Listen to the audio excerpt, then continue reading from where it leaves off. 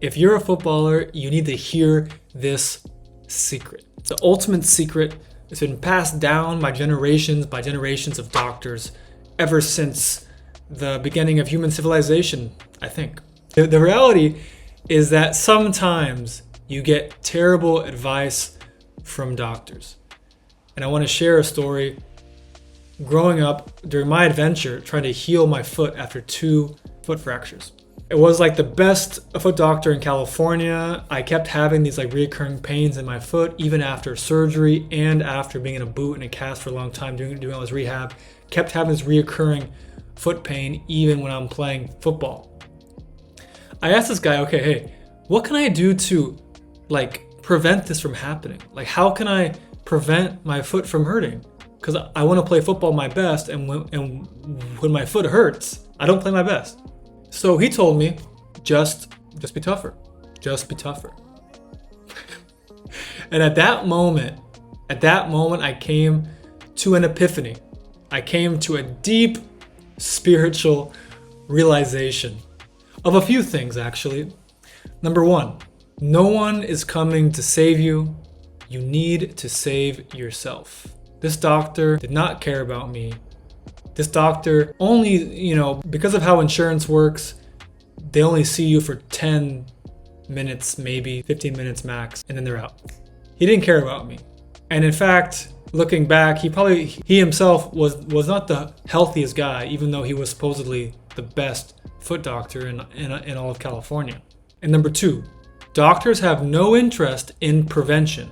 They get paid to fix. So understand that the medical system, their whole education is based on the premise of fixing, not preventing. Because preventing is bad for business, fixing is great for business, and fixing, not all the way, is amazing for business because you fix it enough for the patient to be happy, but then they come back 3 months later with a new issue. But really that issue was there because you didn't fix the problem all the way. Number 3, anyone that has the mentality of just be tougher, just work harder, etc., is ignoring reality. Because no duh, be tougher. At that point in my career, I think I was around 19, 20 years old. I had already played competitive high-level football for many years, done many grueling days of fitness, two-a-days, trained for hours on end, had 3 games in one day. Like, I was pretty tough at that point for my age. Like, yeah, I'm not going off to war, but I had done a lot of physical, testing. I had been pretty tough at that point. It's not just, me not being tough enough is why I got hurt. Because I didn't work hard enough, my foot's hurting. There's no logical connection there. And so I'm going to bring this around to a point that happened just recently. It's like telling Eder Militao for Real Madrid, just don't tear your ACL, bro. Just don't do it. Like, just try not to. Now, of course, if you told him that, he'd probably punch you in the face because now he has a second ACL tear in 2 years, and now he's out for another 9 months at least. And furthermore, does Militao realize no one is coming to save him? I hope so at this point. That no trainers or doctors at Real Madrid truly know what they're doing and how they only keep their job if there's players to fix. Imagine if no clubs had any injuries. Then there'd be no physios. There'd be one guy doing massage. That's it. and maybe, like some training to prevent stuff, not to fix stuff, to prevent stuff, because preventing is 1,000 times easier than fixing. Now, Militao, I doubt it. I doubt he will come to these epiphanies, to these realizations. I hope next week he calls me up and says, Taylor, please help. I want to fix the underlying root cause of all this stuff. And then we can actually set him up for a career of amazing success and not just one where you're hoping for no more injuries because you put band-aids over everything. It's like putting gum in a crack in a dam. Maybe it fixes it for a moment, but it's not going to last for very long. So what can you take away from his suffering? Because ultimately, you're the one watching this video and you're the one looking for some value from this situation. So you can realize that modern gym training operates off a false view of the human body, which creates biomechanics that is more vulnerable to non-contact injury. When you train in the gym in a way that is trying to get better at lifting heavy weights with a barbell, that is different from jogging or from running or from sprinting or from dunking. You're creating a lot of force vectors that are going to shred down your cartilage in your knee and your hip and your ankle and create long-term movement patterns that will lead to you being less athletic, and being less athletic means you're more vulnerable to injury. Secondly, you can realize that heavy bilateral lifting creates neurological patterns that are more beneficial to heavy bilateral lifting and less beneficial to powerful unilateral movements like running and striking a football. When you barbell back squat, or you barbell hip thrust, or you deadlift, those are movements that you literally never do in a football match. And on top of that, most of those, all those movements, frankly, and even worse, consciously, some trainers want you to think about actually lifting through your heels, which is the exact opposite of what you do when you run. Is you land on the ball of the foot, or at least you should be, because if you heel strike, you're literally creating injury in the body. Your heel is not meant to land on.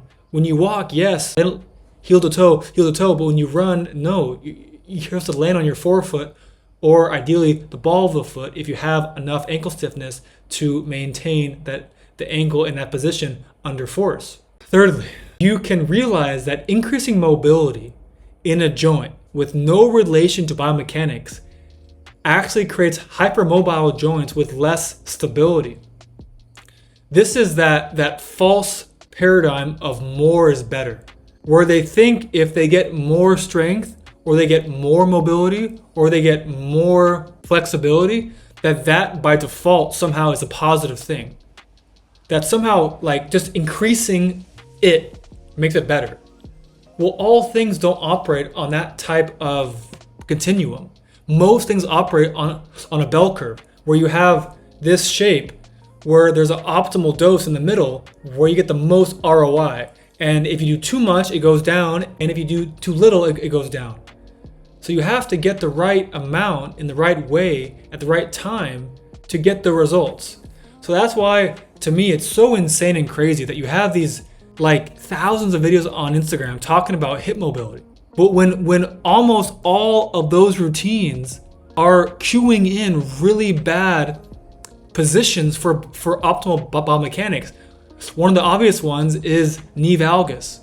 When you're doing the hip mobility exercise with the 90-90 position and you're going back and forth, you're literally cueing in knee valgus and weak floppy ankles just on the premise that, oh, if I force my hip more into this position, it's better. Well, why is it better? How does that relate to sprinting, which is the most important human movement of all? How does it help? Because it doesn't. It literally doesn't. The only way that you increase hip mobility is by relaxing muscle tissue around the hip and by increasing the fascial connection to the posterior chain and the abdomen, so that the body can just work the way it was meant to work. And then once you're there, then we can cue in a few things to tweak your biomechanics so that you have better spirals.